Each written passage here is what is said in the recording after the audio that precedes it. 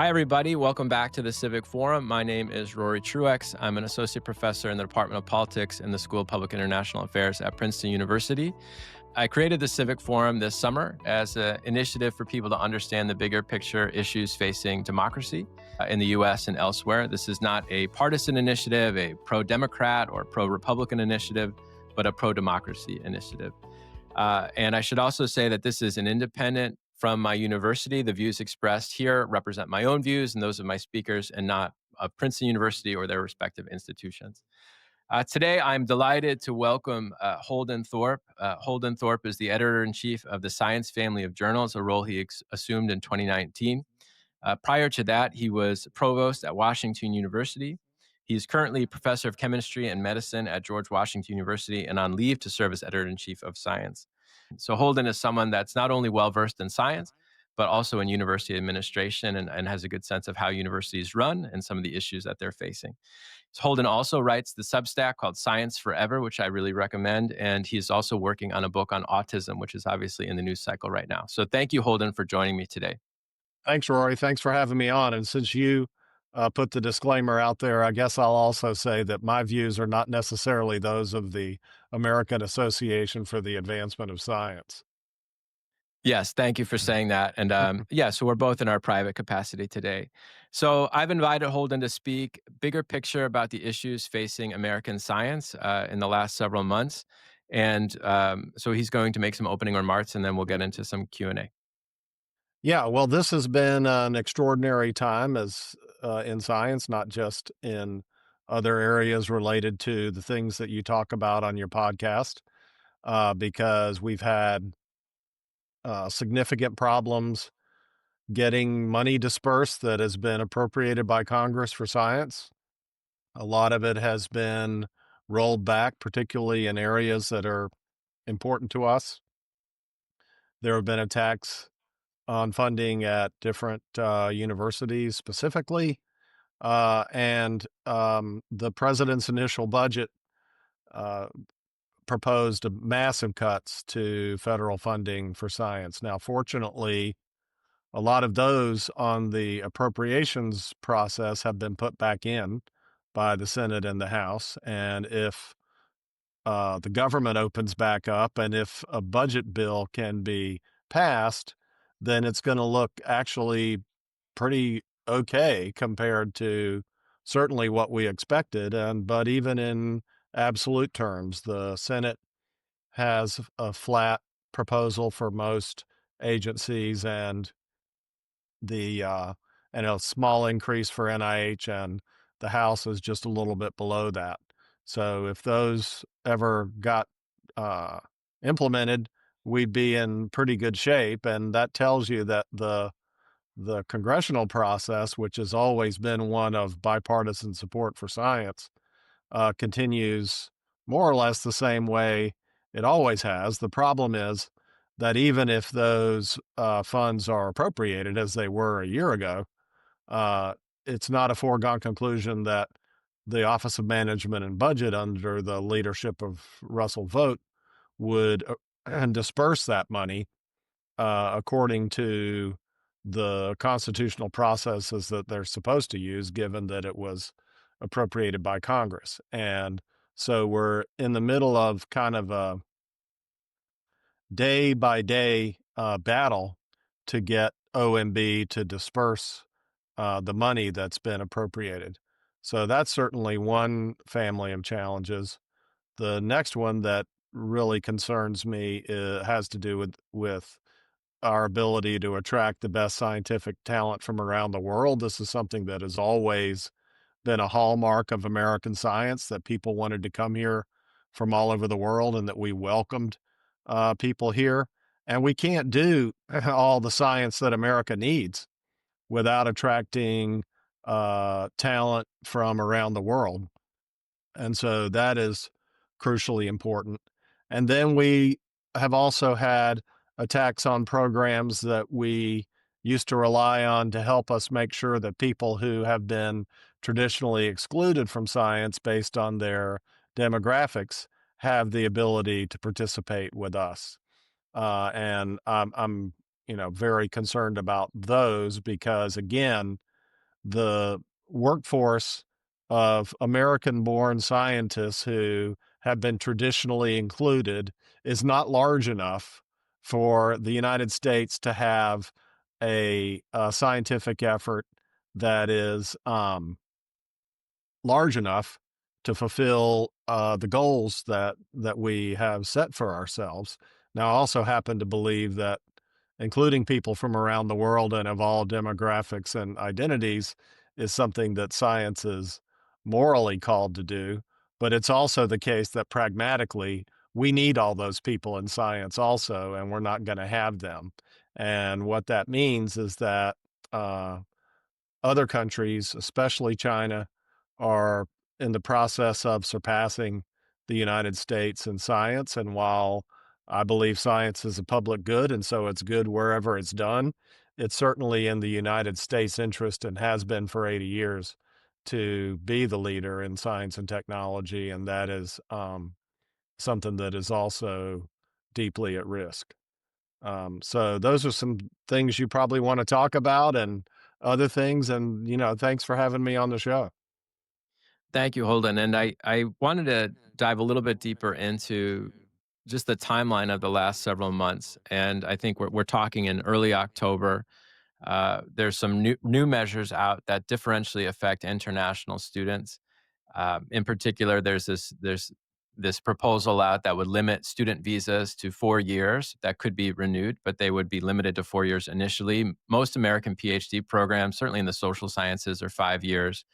And then, of course, there's postdoc opportunities after that. So we would be limiting visas for folks. And then there's also this H-1B proposal, which would require a $100,000 fee for someone to get that sort of visa. And so there's this implicit assumption in the flow of talent from outside the U.S. that people come here, do their PhD.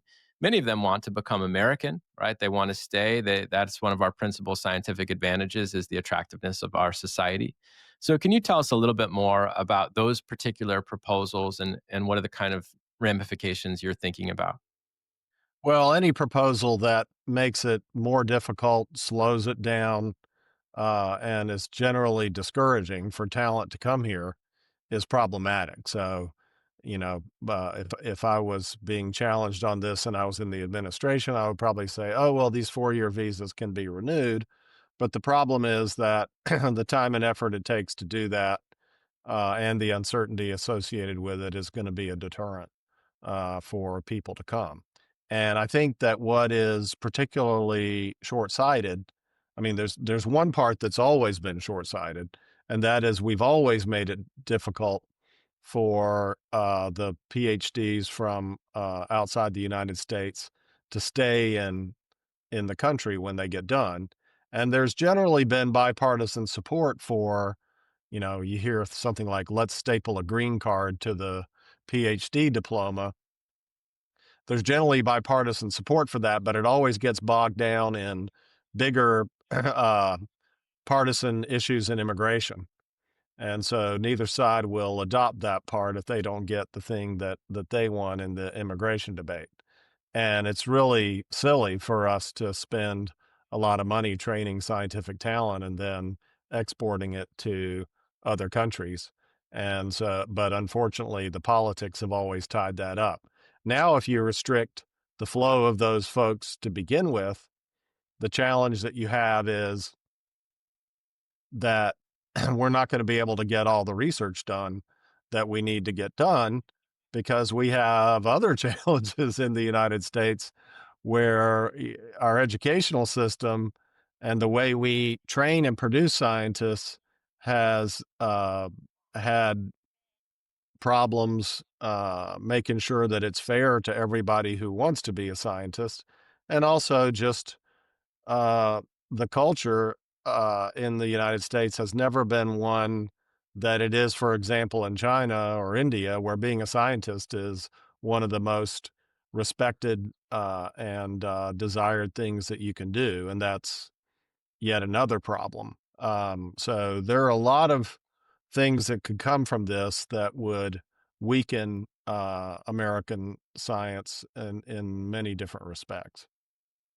Well, and one of the things you said in your opening remarks, which I just wanted to highlight for people, is that the United States just doesn't have quite enough homegrown talent to sustain the level of science that we're used to. And that American science is in some sense that's a misnomer. It's actually a global enterprise that's centered in American institutions. And I don't think people probably fully grasp just how dependent on international talent we are. I didn't quite grasp it myself until preparing for this interview. In key fields, the percentage of international students is often exceeding 50%. In some cases, it gets up to 70 or 80%. So, this is data from 2019, percentage of graduate students that are international. Petroleum engineering, 82%, electrical engineering, 75%, computer and information science, 72%, statistics 70%, economics 67%, and I could keep going. Those are the highest numbers, but um, there is a real dependency on foreign talent, and there's this concern that we are creating a climate where people do not feel welcome, and I see that in our own students. I have a lot of international students in our program. Many of them don't feel welcome. They don't know what a career path looks like here. Many of them are concerned about, can they get a visa? Can they go home and visit their parents? If they're Chinese, will they get shaken down at the border? So we're not only are we creating visa issues, but we're targeting international students with some fairly repressive policies, in my opinion. I don't know if you're seeing the same thing at your university. Oh yeah, well, GW, I'm in a very small chemistry department, and we only admit a few graduate students every year, so we're not a very good judge for that. But there are large chemistry departments, at the land grant schools or at North Carolina where I used to be, and I think in general there's problems getting people into graduate school right now. This isn't the only reason.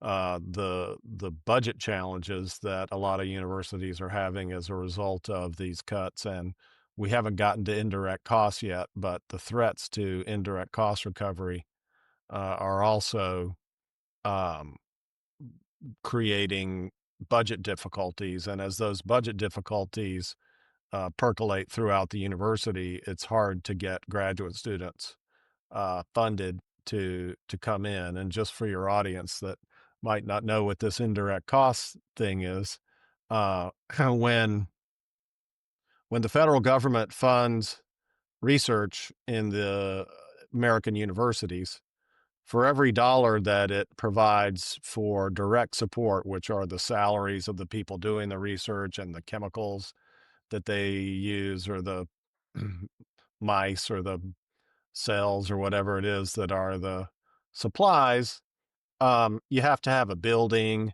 and you have to manage radioactive waste disposal, and you have to have accountants that make sure the money is taken care of, and compliance people that show that all the rules are followed. And those are real costs. And roughly, the federal government has always split those indirect costs with the university. So, an easy way to think of it, and the numbers could be different at different universities, but for every dollar you spend on direct costs for research, the university puts in 50 cents and the federal government puts in 50 cents. And the analogy that I've heard that I think works well is it's like a cook in the kitchen. If you're cooking, you have to buy the ingredients and you have to pay the cook's salary, but you also have to have a stove and you have to have pots and pans. And the latter part, that's what are the indirect costs. And a lot of people think the federal government is paying for all of that, but the universities are also subsidizing that. I mean, scientific research actually costs the university money in the subsidy that they have to put into the indirect part of that. And the very early in the administration, OMB announced that they were only going to pay 15 cents instead of 50 cents. And that missing 35 cents would be money that the universities would have to put up, and that would have to come from lots of other things that the universities do, including probably bringing in graduate students to do the research itself. Well, and I'm glad you brought this up because it is a complicated system and there's a long history to it, right? This system was basically put in place in the post World War II period. And we can envision alternative models, right? Where one model would be the US government itself is conducting the science, right? We have government trained scientists conducting most of the basic research. And this was a conscious decision to basically outsource the science to universities on the grounds that it would maybe foster more creativity. It's better. Undirected science is, in some sense, more free flowing. So, can you tell us a little bit about the uh, historical lineage of that relationship between the federal government and universities? Yeah, so at the end of World War II, there was concern that uh, America would not be investing in technology to the extent that our adversaries were, or just other countries that we competed with economically.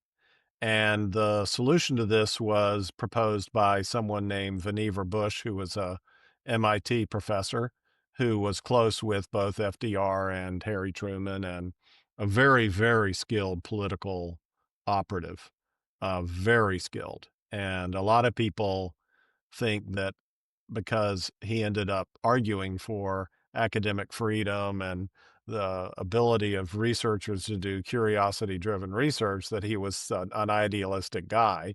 And I guess he was in that sense, but he was a very, very shrewd political operator and very persuasive writer, because he wrote a paper called Science, the Endless Frontier, which is probably the most impactful DC policy paper of all time, um, because it led to the creation of the federally funded research enterprise.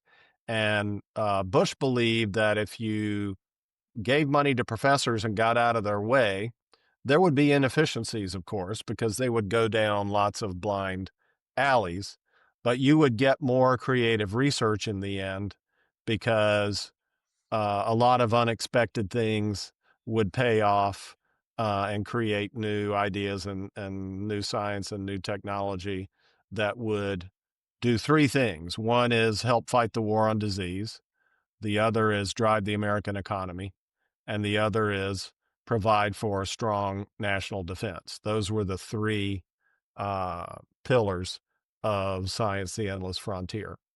And there was controversy at the time as to whether that was the best system. The universities, because of what we were talking about earlier with indirect costs, were worried that how much it would cost them to build the labs and build the buildings and take care of all the administration of the research. And that's when the indirect cost system was devised.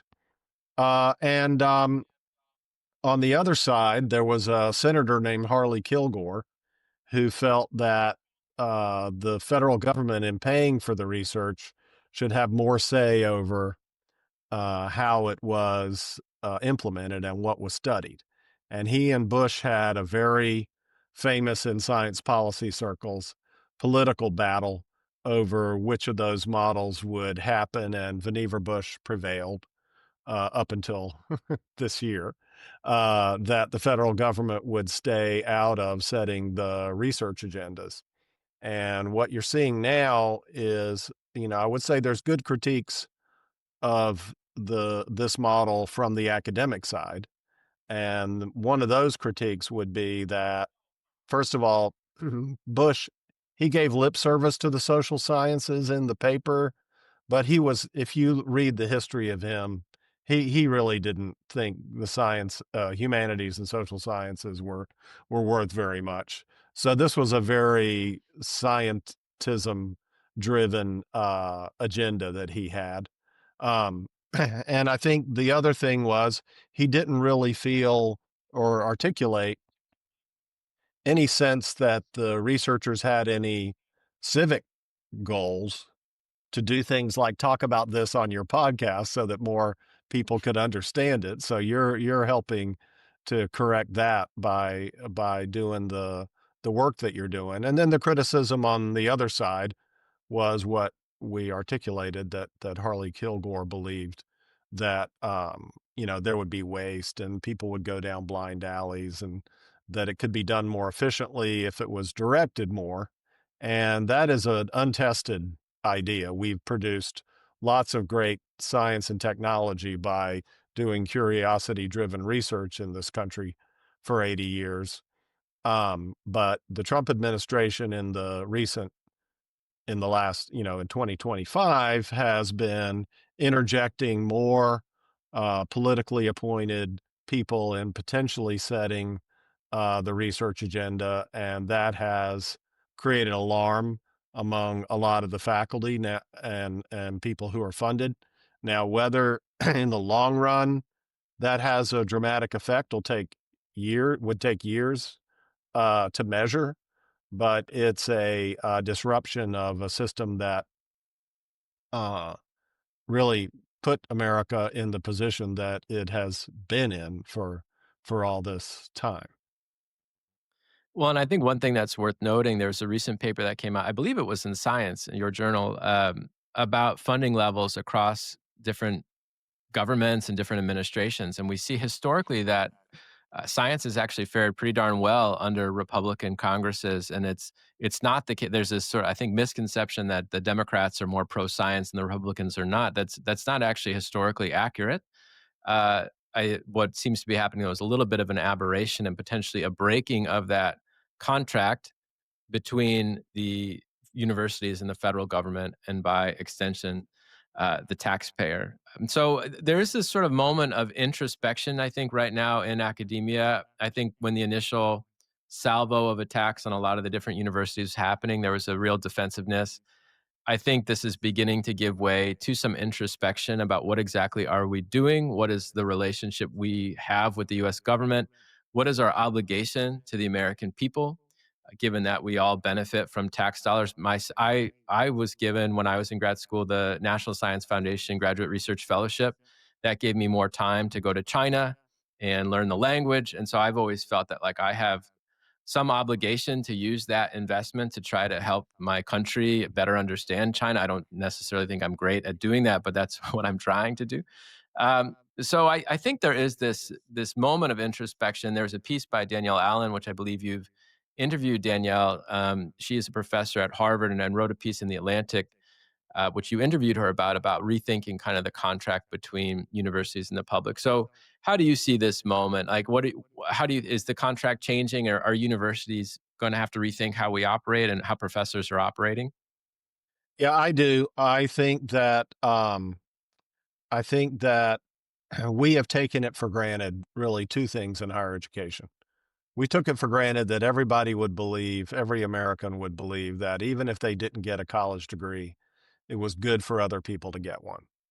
And we have good reasons to believe that because, as I'm sure on the Princeton website you would see, and on the GW website and all the university websites I ran in my career, you'd see people who were the first in their family to go to college, and you'd see their parents who didn't go to college talking about how proud they were that their children were able to go to college, and people from their hometown, excited that they were going off to Princeton or GW or wherever it was.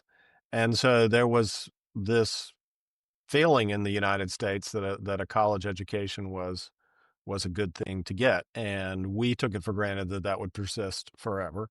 And I'd say that since college education is now the main dividing line in American politics, we were not prepared for that, and we kind of missed that this might erode on us.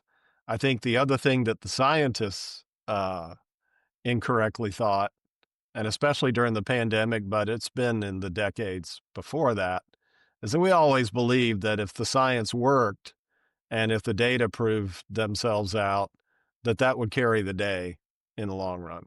And going back to Vannevar Bush, I would say that kind of set the expectation because at the end of World War II, appreciation for science was at its high watermark because a bunch of physicists went to Los Alamos and built a weapon that ended the war in Japan.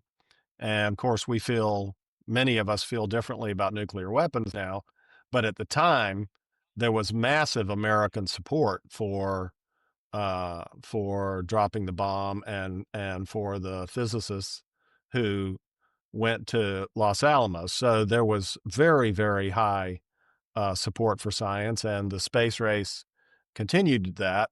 But then over the last, since the 80s, I would say, but some better historians could describe better when the decline began. There's been kind of a gradual decline to when, we've had a lot of scientific controversies, and most of them have been conservatives doubting science, but there have been liberals who doubted science, especially on genetically modified crops and nuclear power. Um, on the other side, you have tobacco, acid rain, the ozone layer, all the way up to evolution, climate change, and then, infectious diseases now. Um, so that's a long-winded way of saying that there are two things, the overall education and the carrying out of the research that we expected always to have support, and that support has eroded. And so the question is, how do we, now this is science and higher education working together, build back that support? And I think the, in my opinion, the biggest part of that is how we get uh, closer to people with messages about science. And they can't be, I mean, I write op-eds for a living, but I promise you, op-eds are not the solution to this problem. The solution is the teachers in your hometown, the healthcare providers in your hometown, the your religious leaders. Those are, the people from the USDA who come out in agricultural extension to help you on your farm. These, one-off interactions, we haven't paid enough attention to making sure those are done well because we're so focused on carrying out the research and putting it in journals like mine. And we need to put some more emphasis on inviting the public into the scientific process and into understanding how it impacts them. Yeah, I wanted to pick up on that point. I remember I was at a conference when I was younger, probably a third year assistant professor, and I was talking to a senior faculty member, and I was expressing some frustration that we work 3 to 4 years on a paper. You submit it to a journal, the journal's paywalled, and maybe it gets cited 100 times in our field. That would be a good outcome, maybe read by 100 or 200 people. And I remember thinking, well, there's so much effort for so little weight, right? So little impact. And my field is not the worst off fields. People do read political science. And I remember that professor said to me, we write for each other. And I remember at the time thinking, like, this is crazy. I mean, what a waste, right? And if you look at the academic career, we are not taught to communicate to the public, right? We are never instructed how to do this. We're never taught how to teach. That's the other thing that people don't really understand is that the average professor has no real education in pedagogy, and we are kind of content with being in our own little networks. So I think one big thing that needs to change is public communication, public outreach of science. And as you said, it's not going to be a bunch of op-eds or professors with podcasts. It needs to happen at a much larger level. The other thing Danielle mentioned in her op-ed, which I appreciated, is just gratitude, right? So at a lot of these institutions, Princeton's a private institution. You've been at different types of institutions. Even private institutions have a public ethos because the minute you accept a dime of taxpayer money, you have an obligation to the taxpayer. And I think sometimes that ethos can be lost. And so those are the things that I've been thinking about. I don't know if those resonate with you. Yeah, I mean, the thing that resonates with me is how much I cringe when highly cited scientists or Nobel laureates say something about this whole thing that makes it sound like they're doing a favor for the American people by taking their money and doing research with it. That is not the right posture for us to have. It is an honor to have funding from the federal government. Like you, I was also an NSF graduate fellowship. I remember the day I got that letter it was paper back in my day. I remember the day I went to my mailbox and got that letter, like it was yesterday. It was a transformative event for me. I felt so honored to be able to carry out research on behalf of the country. And I think when we take federal dollars to do research with, it's our job to say thank you, not to say, oh, lucky you, you get to benefit from this research that we're going to do, which you're probably not going to be exposed to or understand. And we have to be, there are just so many messages coming from academia right now that suggests the contrary. And so I'm glad that Danielle brought that out. She does a nice job of explaining a lot of these things. And I think on the general communications front, I think the challenge there is that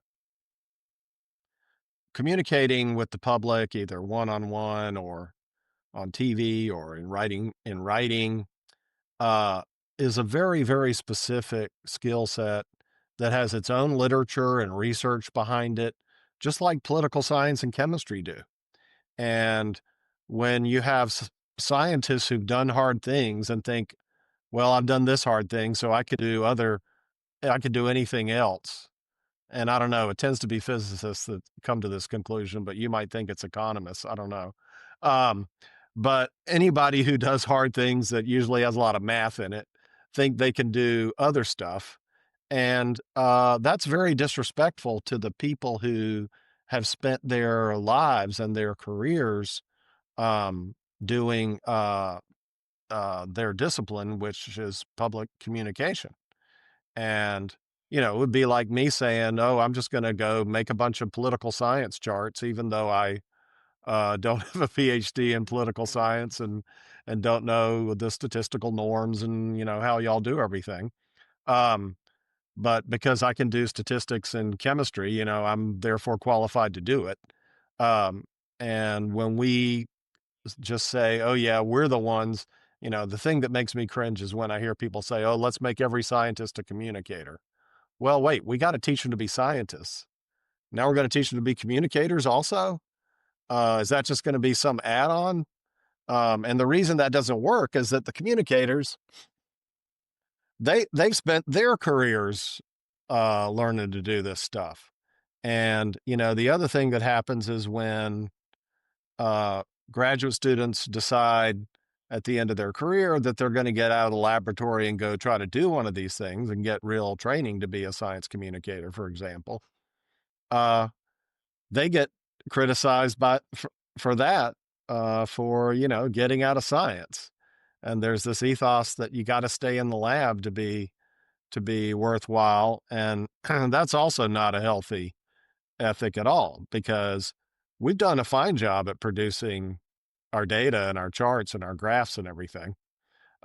It's the other stuff, the communication and the politics and the policy that we're suffering from now. So we should be thanking anybody who wants to get out of the laboratory and do these things rather than the other way around. Well, and I think what people might not understand is that to be a professor at a university is really three jobs sandwiched into one. You're supposed to be a teacher, you're supposed to be a colleague and sort of do administrative tasks as well. And then you're supposed to be a researcher. These skills are not always correlated, and some might argue that in fact they're negatively correlated sometimes. And then, of course, universities and the whole profession incentivizes just one piece of that job, which is the research side. I mean, you can be a great teacher, and depending on the institution, that might be valued. But in general, it's research that carries the day. And so I think that in some senses, selecting against some of these other attributes that are kind of needed. And maybe it's the case that we just need a greater division of labor within the sciences about some people are really focused on the lab, some people are focused on public communication, teaching, administration. I think it's perhaps it's that we've sandwiched all of these jobs into one person and it's hard to be good at all of these things. Yeah, I think that's right. And I think that a big part of it comes down to the competition between the institutions and the way they like to brag about themselves to others and compare themselves. And research dollars and publications in glamorous journals like the one that's on the wall behind me, and a few others are metrics that they like to use. And that's just one aspect of the work of the university, as you say, and really the public perceives that one the least. And that's what's so upside down about the whole thing. I mean, if you ask somebody, maybe not Princeton or, but if you ask somebody about a public university that's in big time sports, what are the what are the most important things the university does? They would say undergraduate teaching, medical care, and athletics. And they research wouldn't be really on their radar, probably. And so my way of framing this always has been we need to do the things that the public expects of us well. And if we do those well, we get to do the things that we like to do. And if we like to do research, then job one is to be really good at our undergraduate teaching, really good in the clinics of our hospitals if we have a medical function, and to entertain people with college sports. And a lot of people think that's off the beaten track, but I tried. For people who want to Google me after while we're talking, I tried to fix that. You were at Chapel Hill. Yes, Yeah, we know. I tried to fix that problem and I was not successful. So I think it's better for people to go ahead and accept the fact that entertaining them with college sports is one of the things that the public expects from us. Hi, everybody. This is Rory. Just want to say thank you for watching and listening to the Civic Forum. This is an independent podcast, and so I do not have a big media company behind me, and my marketing budget is exactly zero. So I'm just interrupting now to ask you if you like the work, if you like the interviews, please share with some people in your network. That will help me grow. In addition to that, if you like it on the different platforms, subscribe, rate it, do all those things. That will help me grow my audience. So thank you very much. And now back to the interview. I want to talk to you a little bit about this idea of gold standard science coming out of the Trump administration. This came out in an executive order. There was a lot of pushback in the scientific community. There was an op-ed in Science called "Fool's Gold," if I'm remembering correctly. But Science also allowed Michael Kratsios, who is the head of OSTP, to run an op-ed in Science as well, explaining gold standard science. So I'd love to hear your take on this. I will give you my take first, and then you can correct me. But I think one of the challenges here is this is an administration that it would be hard to argue is really pro science in terms of their public communication and how they're using data. There's fabricated, kind of hallucinated citations in some government reports. They're selectively using science. The press conference on autism, according to people who study autism, which includes yourself, was deemed as just one of the worst public health press conferences in American history. So it's a little bit challenging to be lectured on science from people who are not themselves adopting gold standard science. And then the second is they're also actively destroying universities. And I think we've kind of danced around that language, but universities are in free fall right now. There's questions about funding, graduate students coming. So I think that some of the content of this executive order is fine. It's about reproducibility, transparency, replicability, but it's the messenger is not practicing what they preach, and I think that's why there's pushback. That's at least my own feeling. I have trouble stomaching the lecturing on science from people who don't practice it, understand it, use it properly. But Yeah, I and don't want to put words in your mouth, Holden. So you can no, combat well, me if I've you want. called them out on this in a couple pieces. So, when the gold standard science thing first came along, as you point out, we ran one piece that was highly critical. We let Director Kratsios put his piece in science. We think it's important for us to run this stuff so that the scientific community can hear their arguments and see for themselves what they're claiming. So it was my decision to run that. I would run a piece, and I've invited him from the NIH director or lots of other people in the administration, again, because I think um, for the scientific community to understand their reasoning is crucial. Either you might be persuaded by it, probably not too many, but if you're going to try to figure out how to counteract it, then understanding their logic is important. At the same time, I ran my own piece um, that first called out the hypocrisy of the gold standard science, precisely along the lines that you're describing, but then also pointing out something. This is something that not everybody agrees with me about this, but I believe it's important to support science, but also hold it accountable at the same time and think about things that we might do in the future that would make us more robust uh, against the kinds of attacks that we've been sustaining. And the argument against doing that would be that I'm drawing a false equivalence between the mistakes that we've made and the hypocritical attacks that we've drawn. But the point is, in the long run, for us to have a more uh, robust scientific enterprise that isn't subject to these things. And so a lot of the errors that have been made in science that we've been too slow to correct or defensive about or pretended like or acted like they weren't that significant are fodder for us to be criticized with. And because politics is mostly driven by anecdotes and storytelling and not by a true comparison of the percentage of science that has these errors in it, which is a tiny number. That's not a politically useful fact, I don't think. Then we have to be really careful to try a not to commit these errors, and then b to own up to them so that we don't get criticized for sweeping them under the rug. So I think that I'm just as cynical about gold standard science as anybody in the scientific community, but it also breaks my heart that we've done some things that have made that rhetoric more successful, and I'm hopeful that we can have a conversation about how not to do that as much in the future. And so that's what I kind of see my role as. And science, as you pointed out, is mostly just read by other scientists. So the broad political impact of what goes on in our journal is small compared to many other platforms and outlets that are out there.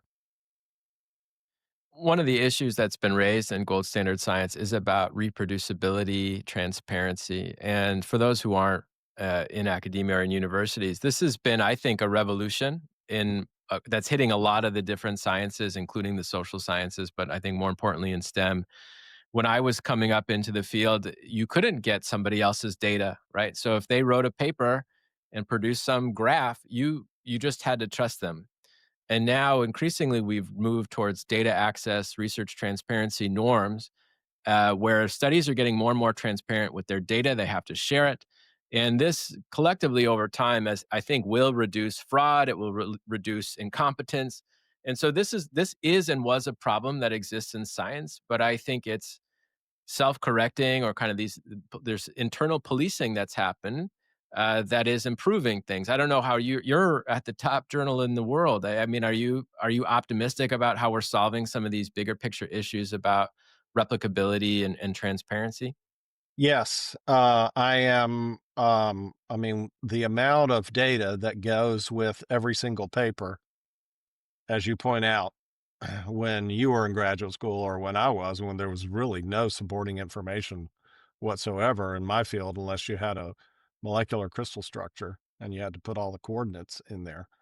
Um, the amount of data that gets posted now with a paper between the supporting information and all the code and all the raw data that goes on Zenodo or GitHub or wherever it is simply massive. Now we always find something that we hadn't thought of before that we have to post when new things come around and technology evolves. But yeah, the fact that you can go in and repeat somebody's analysis the second their paper drops, or even sooner if they put it in a preprint, and they post the data to go with it, uh, is certainly.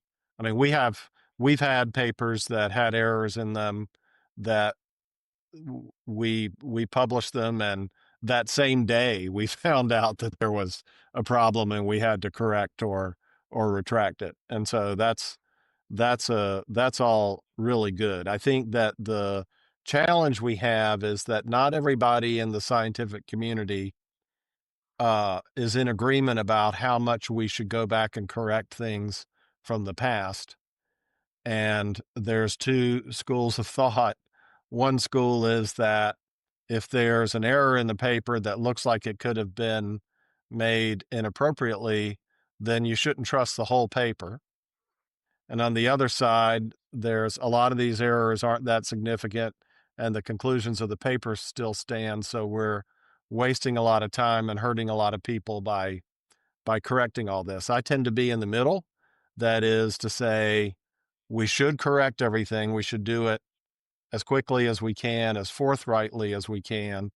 But I also don't think every single error warrants a retraction of a whole paper because there are multiple authors. There's lots of stuff in there.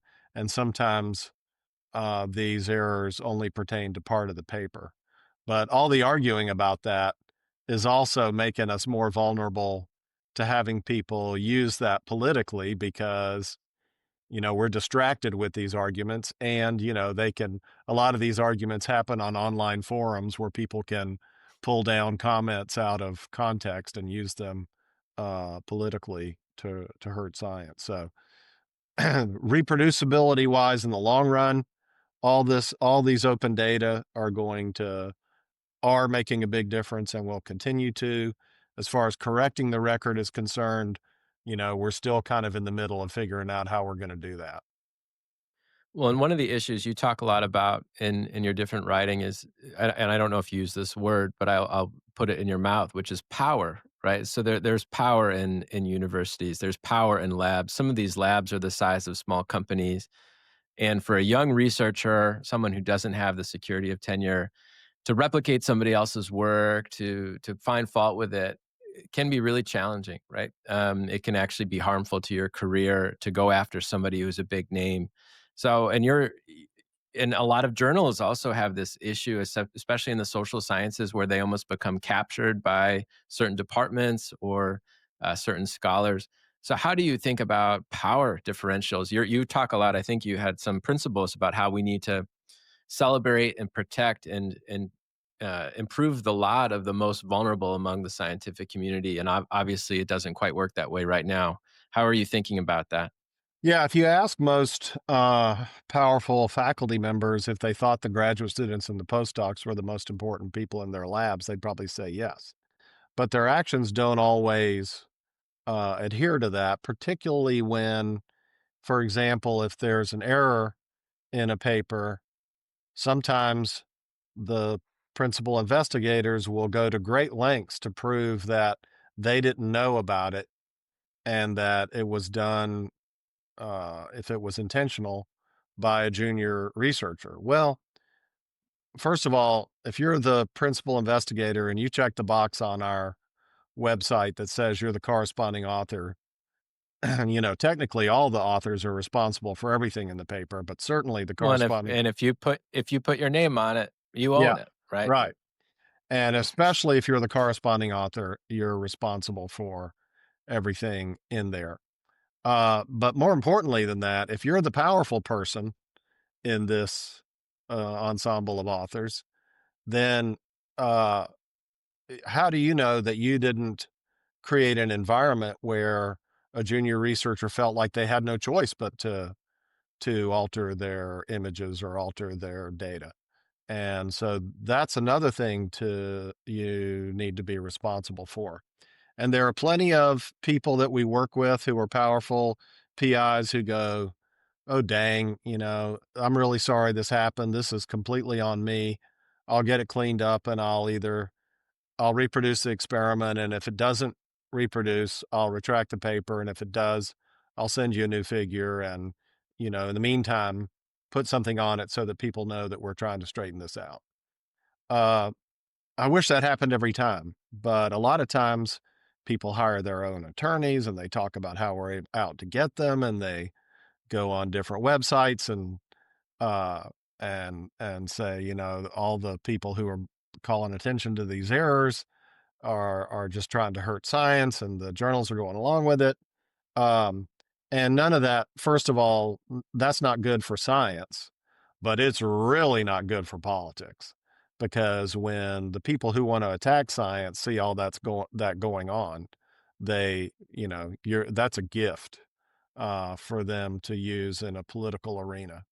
And you know, the as we said earlier, sometimes the people who are defending it will say, "Oh, but this is a tiny fraction of the papers." Well, politically, you only need one anecdote sometimes to achieve a particular goal. So that's not something we can do a whole lot about. Now, the other power part that you're bringing up is that the people who call attention to these errors are sometimes individual actors who are funding themselves, uh uh and many of them have become celebrated in certain quarters, but for sure, even the ones who are well known don't have the same kind of power as somebody with 100 people in his lab who's won a Nobel Prize and is at a powerful university.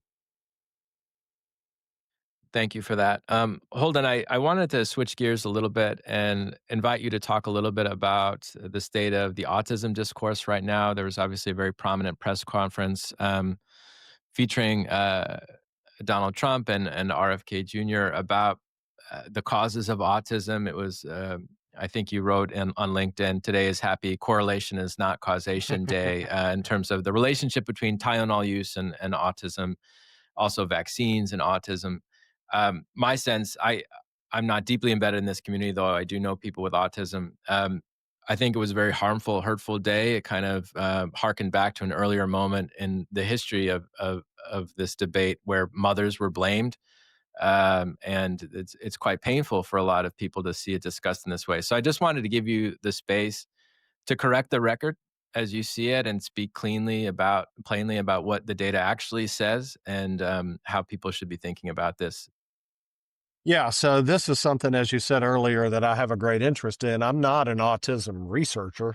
I don't do whole genome sequencing on people with autism or behavioral research, but I'm on the spectrum myself, as your viewers can probably figure out by the fact that my head doesn't move around very much and my vocal tone is pretty flat. Um, but and so, since I disclosed my diagnosis, I have become more of an autism journalist, I would say, than anything else. But because I'm also the editor of Science, I can talk to any expert about this that I want to. And I'm writing a trade book with HarperCollins about it that'll be out, I hope, in 27. Um, and it's a very fraught field to begin with, because there's a lot of disagreement about the autism spectrum itself, and whether somebody like me who has quirky traits and occasionally has social difficulties is on the same spectrum with somebody who can't get dressed and has an intellectual disability. For the time being, that's the way it is. The DSM-5 decided this was how it's going to be, but there's still a lot of arguing about where personality ends and autism begins. And so this comes on that backdrop, and it also comes on the backdrop of how vulnerable parents are, for example, when they find out their child has an autism diagnosis, because the stigma has come down significantly because of the broadening of the spectrum. But it's still, there are clinicians who've told me there are no magic words for telling a family that their child has autism. So at that moment, those people are so vulnerable to any information that comes along. So when the Secretary of Health and Human Services and the President of the United States say things about autism, they are just like in the case that you uh, alluded to, where Lee O'Connor, when he first described autism, talked about the refrigerator mothers as being the cause. Now they're saying moms who took Tylenol may have caused their child's autism. And there is very little evidence that there's a causal relationship. I'd say there's no evidence that there's a causal relationship between Tylenol and autism, and even the correlative evidence is pretty thin. And there's a big Swedish study that is pretty definitive that when you put the siblings in the data, that the Tylenol signal probably goes away. But the political tactics, if you look at what they did, so if you read the FDA's actual statement, it's pretty innocuous. You know, it's not going to get anybody in trouble legally. And it says, you know, maybe you want to avoid Tylenol if you're pregnant. Well, you want to avoid all medications if you're pregnant, if you can. But the press conference they had was just filled with all kinds of things that were incorrect. And the biggest one is the growth in autism diagnoses, which they refer to as the scourge and this epidemic. But if you look at the data, the growth in the percentage of a number of people who have what is sometimes, and sometimes controversially because of all the disagreement in the autism world, referred to as profound autism, that is autism that co-occurs with an intellectual disability, the growth in that is modest. Whereas there's a lot of growth for people like me, people who have autistic traits but don't have an intellectual disability, because the criteria were changed, and because we gotten better at diagnosing it. And yet they continue to beat this drum over and over again, that, and they meld in the descriptions of people with profound autism to make it dramatic that that is growing. But that fraction of the people diagnosed with autism is not growing at a very high rate. So just there is a huge bit of scary misinformation. Now, the other thing is that even though the press conference supposedly was about Tylenol, they couldn't help themselves but to say a few things about vaccines, just because I guess Trump says that he's always thought this. And of course, RFK's devoted a huge amount of his career to trying to prove that there's a link between vaccines and autism, and that there's no evidence that I'm aware of that supports that. Now, another interesting thing about the politics of this is that, in addition, they funded a bunch of studies through the NIH to look at the effects of environment on autism. And actually, most researchers think that they picked some really good projects. So again, you have this bifurcated strategy where the press conference and the public rhetoric are one thing, and the actual science, which is what was funded by the NIH and the statement that the FDA made, is still, you know, not as bad as the rest of it. But I think that's part of their strategy, which is the people that they want to get to go by the press conference, and everybody else who's looking at the science doesn't have as much to attack. Well, another element of this that I was reading up on is this language about being an epidemic to be basically eliminated. Um, was insulting, I think, to a lot of people in the autism community. Yeah, that's a huge dynamic in all the disagreements within the autism world as to whether there should be medical treatments that could potentially correct autism. Um, Most of those, all of those that anybody would propose would be for children and adults with very severe impairment, and almost always co-occurring with intellectual disability. There are plenty of people on my end of the spectrum who still find that objectionable, because all of the spectrum's all one thing, and you're talking about correcting it. And those of us who, many of us in the world, and many people, the parents of many children and adults who have profound autism, also feel that that is invalidating their child. But there is a segment of the profound autism world that does want a cure, and there will continue to be medical research invested in that. From the people that I talk to,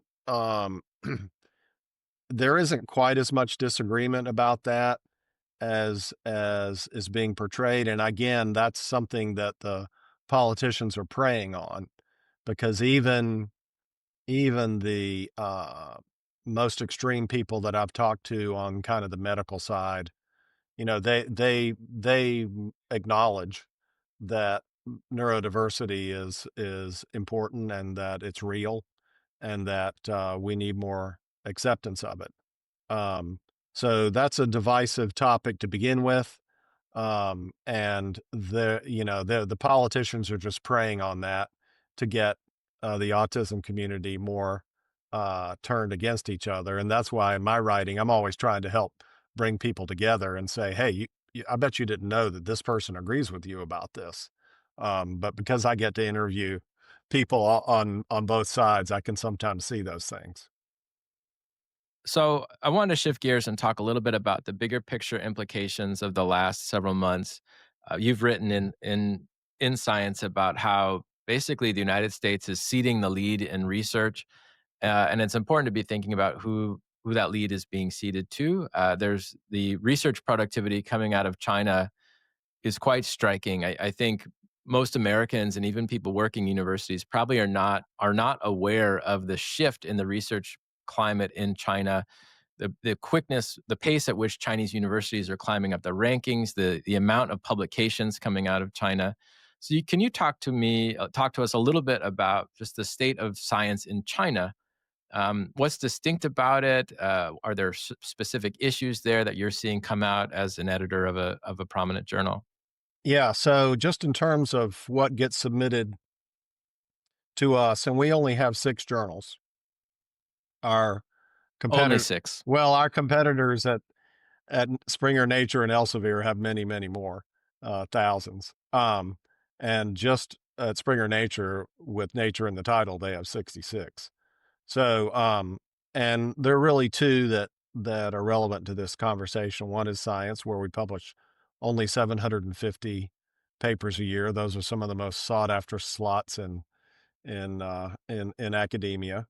And then Science Advances, which is also a general journal that publishes all fields, which is larger. We publish about 3,000 papers a year there.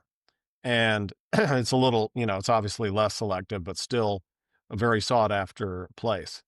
And for Science, 15 years ago or 11 years ago, when Marcia McNutt became the editor in chief, she set it as her goal to try to get a paper from China in the journal every week, which we weren't even at that time.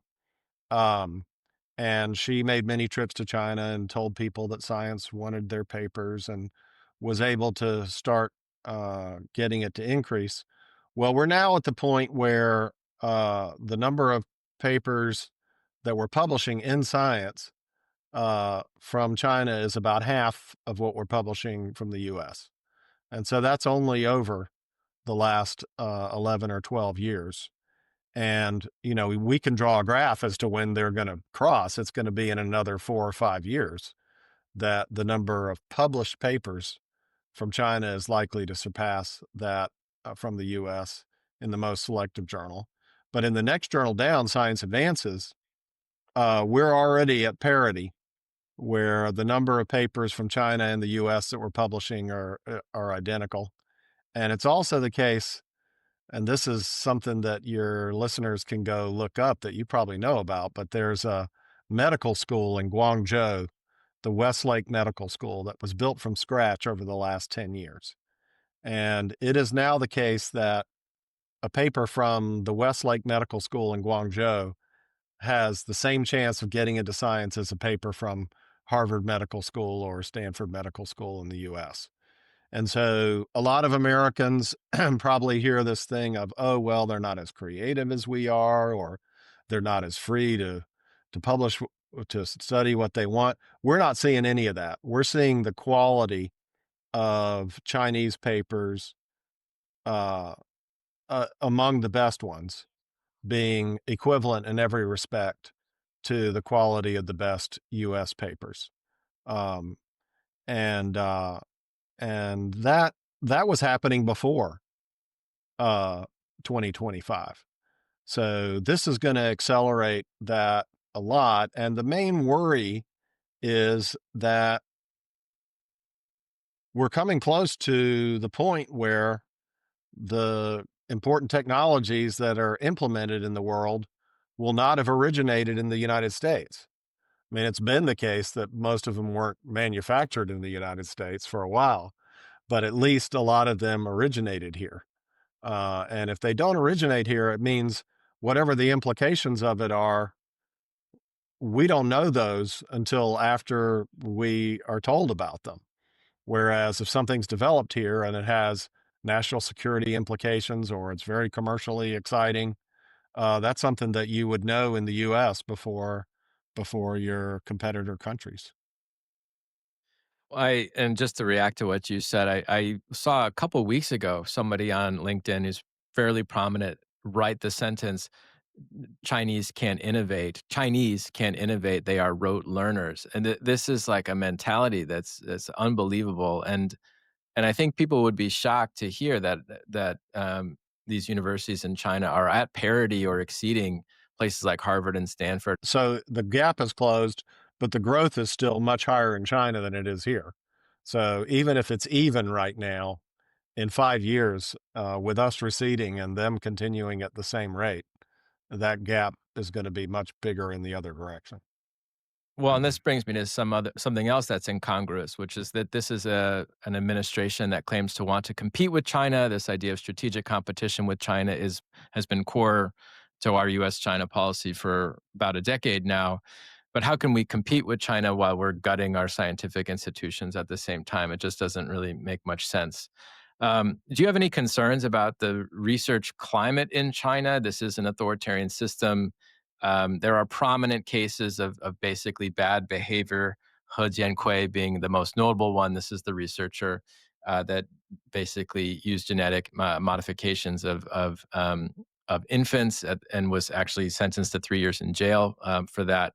So, are you concerned about anything about the research climate, research ethics in China itself? Anything you're seeing at the journal level?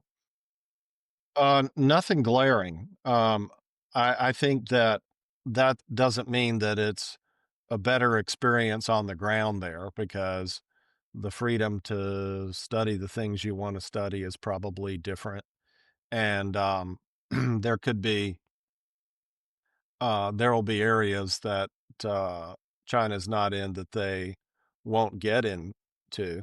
But if it's strategic and in their strategic interest, to study it, they're going to be on it quickly and they're going to put the buildings and the people and the resources behind it far more faster than we can. And they're not having all these culture war arguments and they're not arguing about uh, what what goes on inside the university and what power the professors have. I mean, some of that is because they enforce a very particular way of doing it, but it still makes their system far more efficient.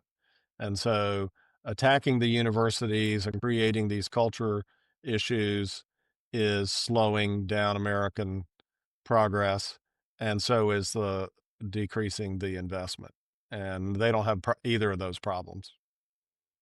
Holden, we're about at time. I wanted to close with a note on Dr. Jane Goodall, who recently passed. I know you interviewed her for Science Magazine. I should also point out there's a very interesting interview of her that was just released posthumously. So it was her recording an interview, knowing that it would only come out after her death. And she has some very pointed things to say, including a set of people she wants to see put on a rocket ship and sent to outer space. So I would encourage you to watch that interview. But Holden, did you just want to close with a note about what she meant to the scientific community and your impression as you did get to meet and interact with her? Yeah, well, she was very scrupulous while she was alive, and, I did interview her during the first Trump administration, and the ground rules were we weren't going there, so it's very consistent with the way she did things that she recorded that interview to be released after her death, because she was most devoted to, first of all, the planet as a whole, but also the success of young researchers. I mean, she overcame all kinds of barriers to be able to do what she did 65 years ago, when she got to Gombe, and, endured all kinds of sexism and, all kinds of things about her appearance and, uh, barriers to whether she could be in education or not. And she was very devoted to making sure that those barriers were lowered for the generations of the future.